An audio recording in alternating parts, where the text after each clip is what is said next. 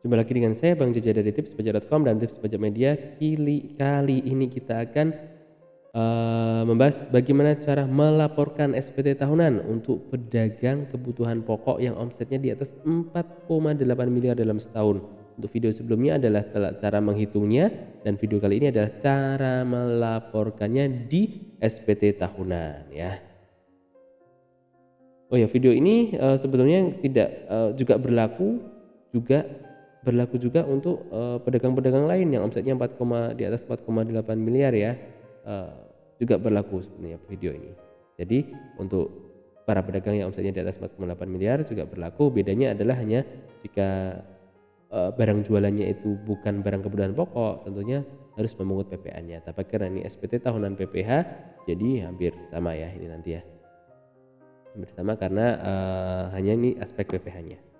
Oke, lanjut. Sebelum lanjut, tentunya kami ajak pembaca dan pemirsa sekalian untuk like video ini serta subscribe channel Tips Pajak Media agar manfaat-manfaat dan tutorial yang coba kami buat ini dapat menjangkau kepada lebih banyak orang lagi, sehingga literasi perpajakan kita akan semakin meningkat, sehingga kita bisa hemat. Kenapa hemat? Karena kalau kita salah atau telat atau kurang tepat dalam melaporkan pelaporan SPT itu, nanti ketika kita diperiksa oleh kantor pajak itu nanti ada dendanya dan ada sanksinya. Jadi kan itu harus kita keluar uang yang tidak perlu gitu loh. Jadi kalau kita berhasil melakukan dengan baik dan benar di awal ya, kita bisa terhindar dari sanksi-sanksi itu, seperti itu. Kami juga sediakan channel Telegram, kita bisa diskusi dua arah di sana, dan silahkan juga untuk jika tanya-tanya lewat DM Instagram juga kami persilahkan. Baik, kita akan melaporkan SPT tahunan pedagang barang kebutuhan pokok untuk omset di atas 4,8 miliar dalam setahun. Jadi step-stepnya adalah seperti ini. Yang pertama adalah unduh SPT tahunan, e-form PDF. Kita akan menggunakan e-form PDF ya, rekan-rekan semuanya. Kita akan menggunakan e-form PDF di sini. Caranya adalah seperti ini.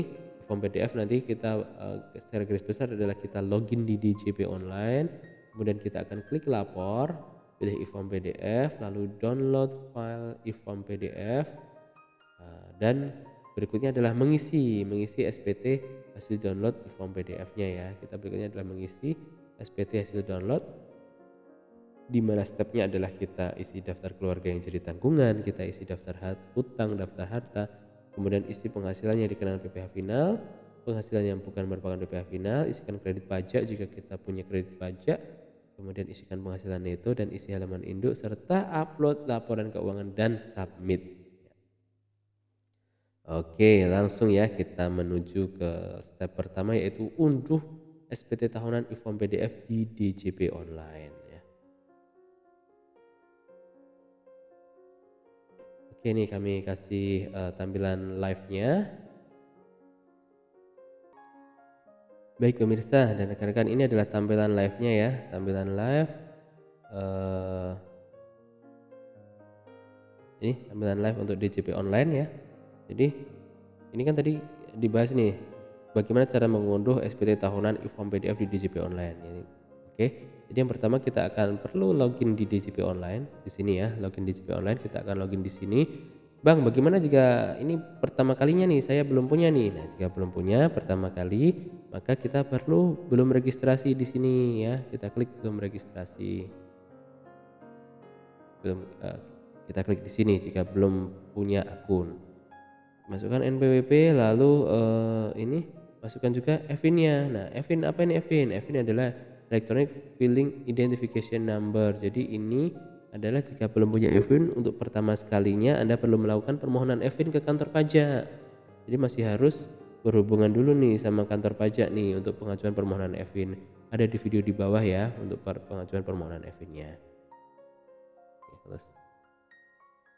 Oke, jika lupa kata sandi, biasa ya, standar reset password. Jika belum menerima email aktivasi, klik di sini dan lanjut ya. Oke, kita akan masuk.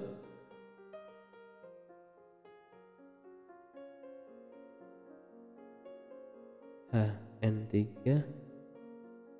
WYD. ya. Kita masuk di sini.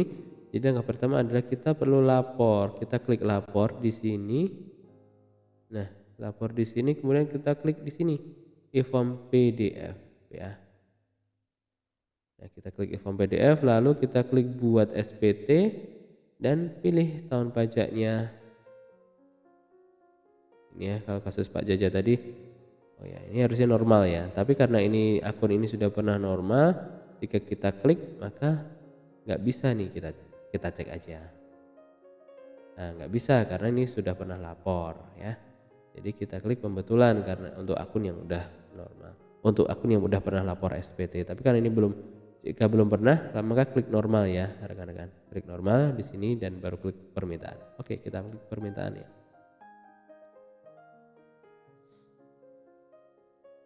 Nah, unduh formulir dan kirim token telah berhasil. Jadi ini formnya telah di-download.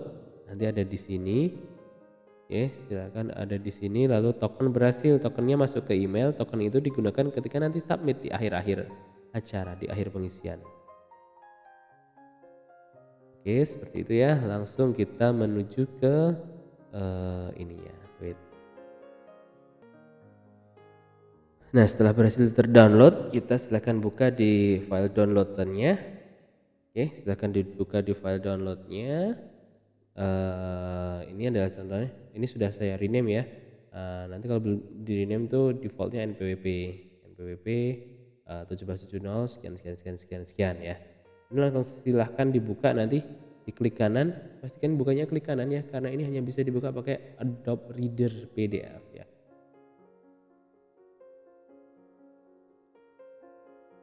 Oke, nanti silahkan ayo kita buka dengan Adobe Acrobat Reader PDF.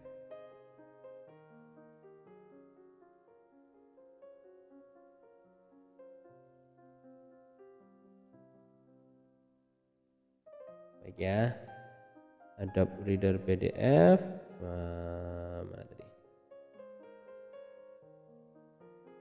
Oke, tampilannya adalah seperti ini setelah kita terbuka.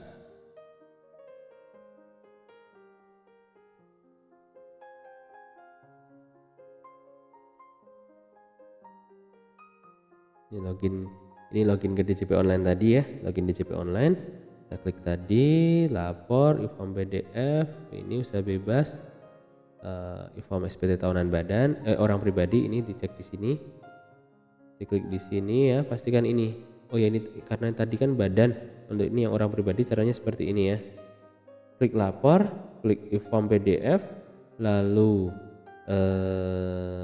ini buat SPT menjalankan usaha bebas, lalu klik nomor 3 e-form SPT tahunan orang pribadi formulir 1770. Lalu parameter SPT ini kayak yang tadi. Nah, pastikan PC atau laptop kita sudah terinstall Adobe Reader DC ya, pastikan sudah terinstall Adobe Reader DC. Jika belum, kami telah membuat tutorialnya bagaimana untuk menginstal Adobe Reader DC, di mana linknya telah kami siapkan semuanya. Nah, jika sudah terdownload kayak ini tadi, ini terdownload ini, maka kita perlu klik kanan dan buka dengan Adobe Acrobat Reader DC. Dan ini adalah tampilan pertamanya. Oh ya, tips dari kami, tips pajak media, yaitu isi SPT itu dari belakang ya, dari 1770. Lampiran 4, 3, 2, 1, lalu baru menuju ke induk laporan. Ini seperti ini di laporannya 1770 4.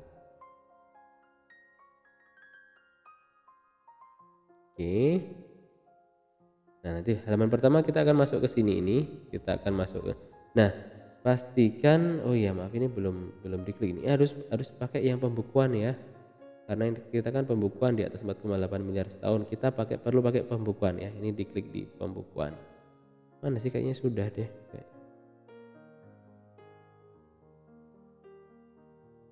ada pembukuan kok ya. Kita klik pembukuan, lalu setelah klik pembukuan kita perlu isi daftar harta ini. Nah, daftar harta ini penting banget. Yang perlu diketahui dalam daftar harta adalah ini untuk harga perolehan. Harga perolehan silahkan diklik harga ketika beli atau ketika dapat ya, harganya ketika dapat. Contohnya tabungan ini. Nah, cara untuk isi daftar harta ada dua cara, manual sama import data dari CSV.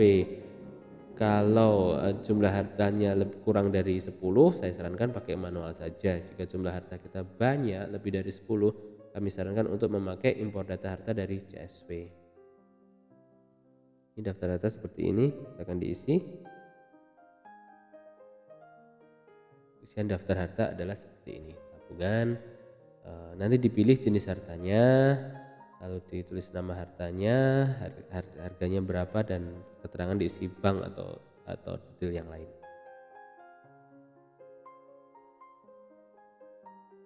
Berikutnya adalah, nah ini tadi kan kami sampaikan bahwa ada dua cara, manual dan impor.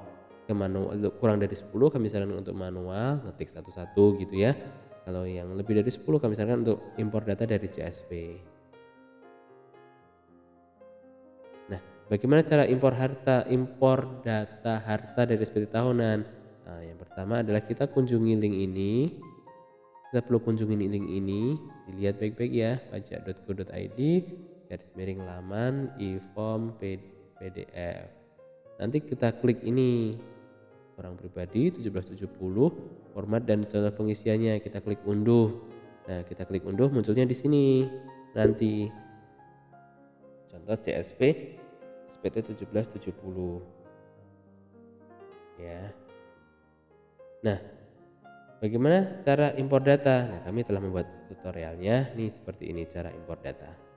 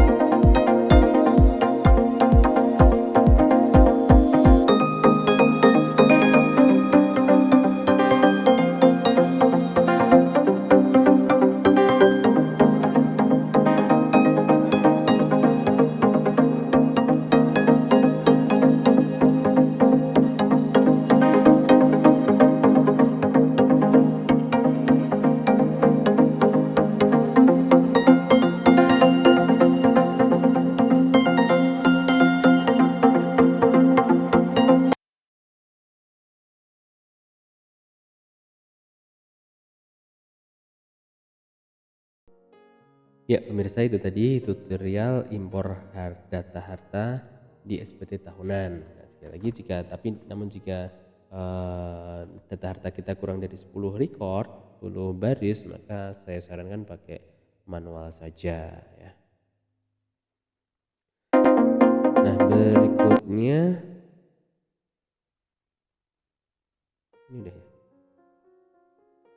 Ini yang tadi. Kemudian kita isi data utang ya. Data utang yang perlu diperhatikan di sini adalah nominal ini adalah nominal per akhir tahun. Jadi jika contoh nih tahun 2018 pinjamnya 400 juta. Nah, nilainya berapa nih?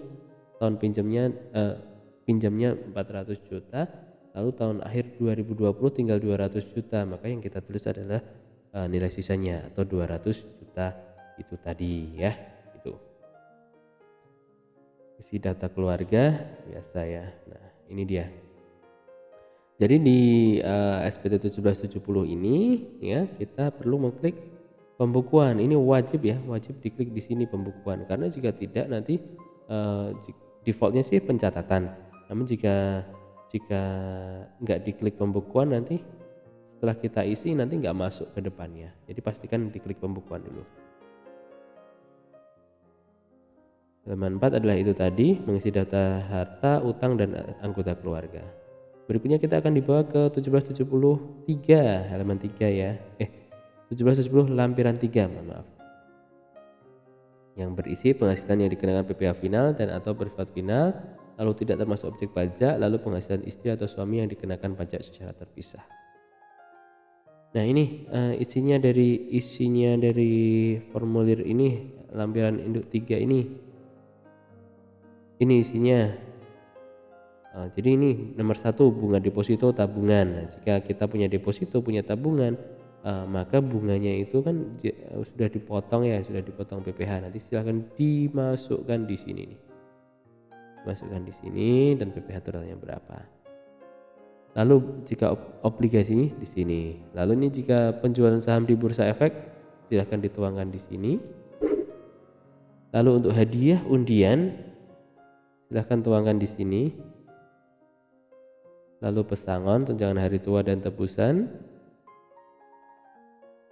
Untuk honorarium atas beban APBD dan APBD, ini jika dapat bayaran dari APBN APBD. Kemudian nomor 7 ini jika kita jual beli tanah. Kita kan dapat uang nih dari jual beli tanah, masukkan di sini. Lalu nomor 9 sewa atas tanah dan bangunan. Jika kita menyewakan tanah dan atau bangunan, masuknya di sini. Lalu untuk jasa konstruksi di sini, ini agen, bunga simpanan dibayarkan oleh koperasi kepada anggota koperasi. Nah, ini jika kita anggota koperasi, kita dapat bunga simpanan, masuk di sini. Lalu ini adalah untuk dividen, masuk di sini.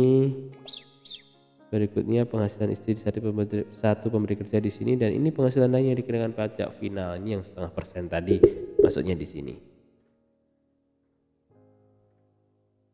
Lalu di bagian B ini adalah penghasilan yang tidak termasuk objek pajak. Contohnya bantuan, sumbangan hibah, warisan, bagian laba, kemudian beasiswa dan penghasilan lain yang tidak termasuk objek pajak. Dan bagian C adalah penghasilan istri suami yang dikenakan pajak secara terpisah. Kenapa ini harus diisi? Nah, ini saran kami, isilah ini jika memang ada misal dapat hibah atau dapat warisan, harus dituangkan di sini, karena ini nanti akan mencerminkan, akan di cross check sama harta sama penghasilan kita. Misal kita asetnya banyak nih, tiba-tiba kita punya dapat tanah warisan 1 miliar gitu kan. Namun jika masuk di harta kan, namun jika di warisan ini nggak diisi, wah gitu jadi suspek kantor pajak nih. Oh, ini si Pak Jaja ini dalam setahun nambah penghasilan, bisa beli bisa beli rumah 1 miliar. Nah, padahal kan warisan harus ditulis di sini. Itu ya. Berikutnya kita menuju ke lampiran 2, formulir 1770 lampiran 2. Ini adalah daftar pemotongan dan pemungutan PPh oleh pihak lain ya, oleh pihak lain. Ini contohnya jika kita sudah dipungut nih dari pihak lain, PT Tips Pajak Media, atau dipungut 200.000 PPh pasal 22, nanti silahkan dituliskan di sini. Dan jika ada nanti akan masuk ke bagian depannya yang dipotong pihak lain. Ini ya langsung tak tampilkan aja. Nah ini PPh dipotong pihak lain. Nah ini ada di sini. Mana sih? Nih nomor 15 ini pihak lain otomatis masuk di sini. Tapi ini karena tidak kita isi, jadi belum masuk ya. Nah lalu kita akan dibawa ke lampiran 1. Ini adalah intinya. Ini inti dari kita adalah di sini. Kita tuangkan omset kita, omset dan itunya di sini, omset dan biaya-biayanya dan penghasilan itunya kita tuangkan di sini ya. Cash itu tadi omset 30 miliar, HPP 29,2 miliar, kemudian laba bruto usaha ketemu 800.000, lalu biaya usaha 350 juta, ketemu penghasilan itu 450 juta. Tuangkan di sini. Ini nanti akan ke bawah ke depan ke sini ya, 450 juta itu atas sendiri itu. Gitu ya. Ini sudah tadi. Nah ini dia, kita akan menuju ke halaman induknya. Halaman induk akan seperti ini. Ini tadi laba usaha kotor kita, laba itu penghasilan itu ada 450 juta ada di sini ini. Lalu penghasilan tidak kena pajak, kawin 2 anak, klik kawin, klik 2 anak, nanti masuk di sini 67,5, sehingga penghasilan kena pajaknya 382. Nah di e-form PDF ini nanti PPh terutangnya sudah otomatis di sini nih 65 625. Ini sesuai dengan Excel kita tadi ya, sesuai dengan perhitungan manual kita tadi. Namun di sini juga menyediakan e-form PDF menyediakan alternatif. Jika ini enggak sesuai, maka bisa diklik di sini. Menggunakan perhitungan tersendiri bisa diklik di sini. Misal harusnya nih 65 700 nih, ketika kesalahan sistem nih, masukkan aja di situ. Gitu ya. Jadi case ini tadi Pak Jaja pajak terutangnya adalah 65 juta rupiah. Lalu dengan 65 juta rupiah ini,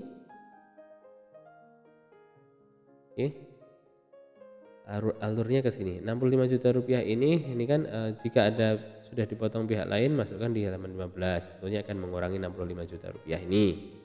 Ya. Lalu jika tidak, maka udah berarti kurang bayarnya adalah sekian ini. Ya, kurang bayarnya sekian ini. Lalu ini jika tahun sudah berjalan nih. Jika kita telah ada angsuran PPh pasal 25 bulanan, masuk ke angka ini 17A ini udah cicilannya udah berapa, harus masuk di sini. Nah, lalu jika kita nggak bayar ini tapi bayarnya lewat STP, masuk di sini. Gitu ya. Jika jumlah kredit pajak ini sama ininya berapa. Sehingga nanti kurang bayarnya jika ini sudah ada cicilannya, tentunya kurang bayarnya tidak 65 juta. Misal udah nyicil 60 juta gitu kan. Kurang bayarnya tentunya hanya tinggal 5 juta rupiah. Gitu ya. Lalu untuk angsuran PPh pasal 25 tahun berikutnya. Nah ini tadi setelah kita bahas bahwa jika pembukuan, jika kita pakai PPh pasal 17, maka tahun depannya kita harus melakukan angsuran PPh pasal 25 ya. Sekali lagi, jika kita pakai skema ini maka tahun depan kita harus ada angsurannya ya. Itu angsuran pajak PPh pasal 25. Di sini ada di sini nih, di silang ini, lalu di sini. Berapa angsurannya? Adalah 1/12 dikalikan PPh yang harus dibayar sendiri. Nah, jadi ini dasarnya adalah ini 1/12 kalikan angka 16 ini. Ada di sini dasarnya ini. Itu sehingga angsuran PPh tahun berikutnya sebesar 5.400.000. Ini adalah 1/12-nya dari ini. Clear ya? Nah, jika sudah kita klik next, maka kita perlu mengunggah lampirannya di sini.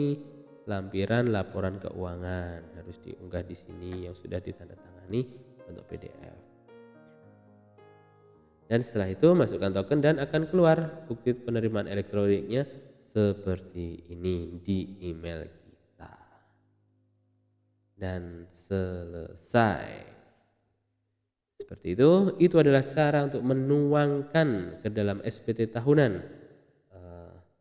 Cara menuangkan ke dalam SPT tahunan itu tadi, untuk pedagang barang kebutuhan pokok yang omsetnya di atas 4,8 miliar dalam setahun.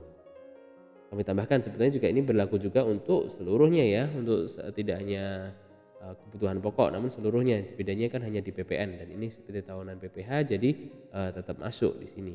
Tetap kurang lebihnya cara-caranya adalah sama di sini. Seperti itu, semoga bermanfaat, selamat mencoba, semoga berhasil. Jika merasa bermanfaat, jika merasa terbantu oleh video ini, silahkan klik like serta subscribe channel Tips Pajak Media. Silahkan tuliskan juga di kolom komentar di bawah, komentar positifnya tentunya, dan kami juga menyediakan ruang kepada rekan-rekan untuk diskusi dua arah. Silahkan masuk ke channel Telegram Tips Pajak dan juga bisa di DM di Instagram ya, bisa juga DM di Instagram Tips Pajak Media ya, dan beberapa kanal kita komplit. Sekian, selamat mencoba, selamat mengisi SPT tahunan. Salam sukses, salam sehat selalu dari tipspajak.com dan Tips Pajak Media. Sampai jumpa. Assalamualaikum warahmatullahi wabarakatuh.